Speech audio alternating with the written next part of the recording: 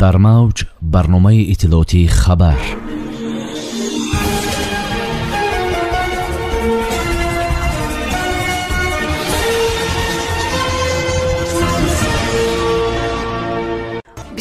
دکابر جلسه ششم یکجایی مجلس ملی و مجلس نمایندگان جمهوری تاجیکستان دعوت ششم دایر می‌گردد.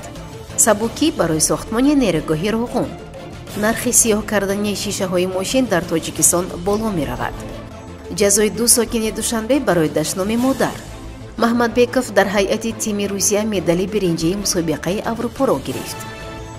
санаи 21 декабри соли равон дар шаҳри душанбе ҷаласаи шашуми маҷлиси миллӣ ва маҷлиси намояндагони маҷлиси олии ҷумҳурии тоҷикистон даъвати шашум баргузор мекардад. таври амид ховар бо истинод ба маҷлиси миллии маҷлиси олии ҷумҳурии тоҷикистон хабар медиҳад.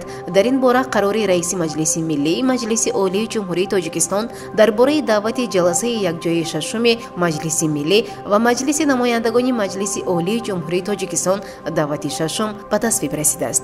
ҷаласаи якҷоии шашуми маҷлиси миллӣ ва маҷлиси намояндагони маҷлиси олии ҷумҳурии тоҷикистон даъвати шашум санаи 21 декабри соли равон соати 8 дар шаҳри душанбе доир мегардад.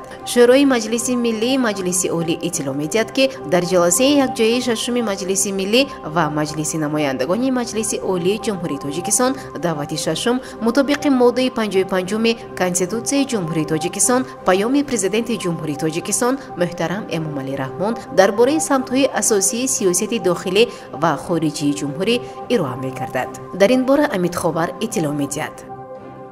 консортиуми Tractable Engineering SA ва зерсохторҳои он аз пардохти бархи намудҳои андоз зимни сохтмони нерӯгоҳи роғун озод мебошанд. иҷрои кор ва хизматрасонӣ аз тарафи консортиуми Tractable Engineering SA зимни сохтмони нерӯгоҳи барқии оби роғун дар соли 2022 аз пардохти андоз аз фоида ва андоз аз арзиши иловашуда озод мебошанд. ин нукта дар қонуни буҷа барои соли 2022 таъкид шуда зикр гардид ки кору хизматрасониҳо тибқи шартномаи тарафайн амалӣ мешаванд. инчунин илова гардидааст ки дар соли 2022 кор ва хизматрасонии зерпудрачиёни консортиум низ аз пардохти андоз аз арзиши иловашуда озод карда мешаванд. нерӯгоҳи роғун бузургтарин иншооти тоҷикистон мебошад ки ҷумҳурӣ мустақилона ба босозии он соли 2008 оғоз карда буд.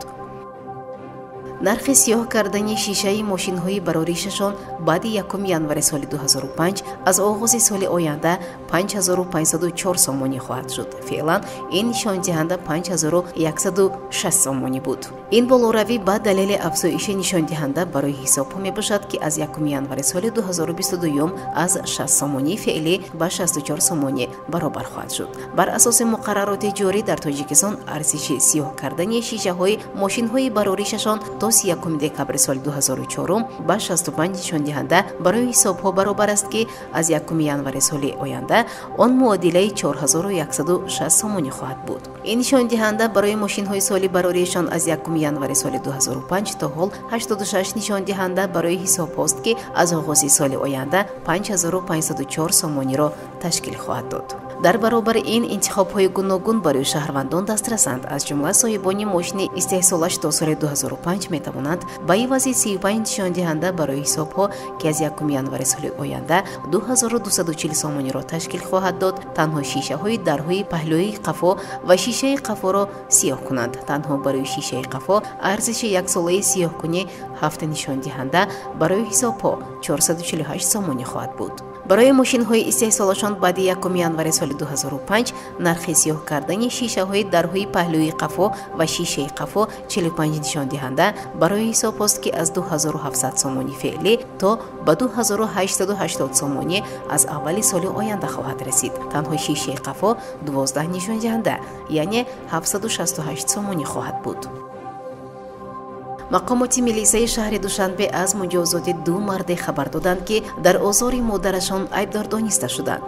маъмурини милисия шикояти як модар аз фарзанди 48-солаашро баррасӣ карданд. хабар медиҳад раёсати корҳои дохилии душанбе. ба иттилои манбаъ муайян карда шуд ки марди 48-сола сокини ноҳияи Симо кӯчаи ғафуров дар манзили истиқоматиаш бо модараш ҷанҷол намудааст. таъкид шудааст ки писар модарро мавриди дашномҳои қабеҳ қарор додааст ва дар идораи милисия ба гуноҳи содир намудаш иқрор такрор гардидааст. муттаҳам ваъда додааст ки дигар чунин рафторро такрор нахоҳад кард. манбаъ афзуд ки бо қарори додгоҳ ин шаҳрванд барои ҳуқуқбайронкунии маъмурӣ ба 5 рӯзи ҳабс маҳкум гардид. ба ин монанд дар пайи муроҷиати як модари 76 сола писари 43 солааш истиқоматкунандаи ноҳияи Симо ба идораи милисия дастрас карда шуд. муайян гардид ки писар дар ҳолати мастӣ дар назди бинои истиқоматиашон бо овози баланд нисбати модари пирёнсолаш дашному суханҳои қабеҳ гуфта оромии ҳамсояҳоро низ халалдор намудааст.